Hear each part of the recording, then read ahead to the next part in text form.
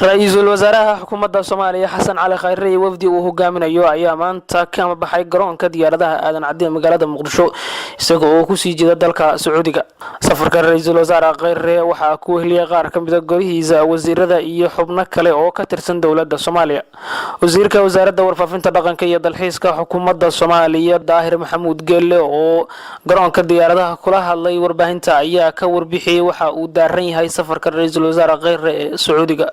waxaan jeclahay saakin aad la wadaago wafdi dawladda Soomaaliya ka socdo oo horkacayo ra'iisul wasaaraha Soomaaliya Mudane Xasan Cali Khayre ayaa waxay ku sii jeedaan dalka boqortooyada Saudi Arabia halkaas oo ay kala shiri doonaan dawladda Sacuudiga. safarka ra'iisul wasaaraha waxa uu ku saabsan yahay martiqaad oo ka helay dawladda Sacuudiga.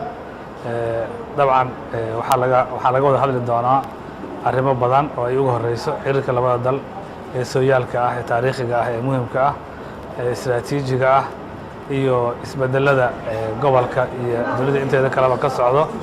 isbedeladaasi oo khuseeya dalka Soomaaliya iyo dawladda Saudi Arabia waa shir labada qaybood ay kaga tashan doonaan waxa kala gudboon labada dal.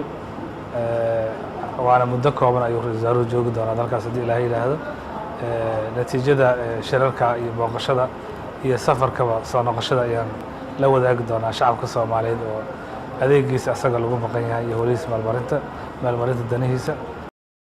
ra'iisul wasaaraha xukuumadda Soomaaliya Xasan Cali Khayre ayaa waxa uu casuumaad rasmi ah ka helay boqorka Sacuudiga isagoo kulama la qaadan doona madaxda ugu sareysa dalka Sacuudiga. safarka ra'iisul wasaaraha Khayre ayaa waxa uu ku soo aadayaa xilli Sacuudiga uu hoos u dhigay taageeradii uu sii jiray Soomaaliya tan iyo wixii ka dambeeyay khilaafkii Khaliijka oo dawladda Soomaaliya ay go'aan dhexdhexaadnimo ah ka qaadatay. Xuseen Maxamed Xalane, Soomaali TV, magaalada Muqdisho.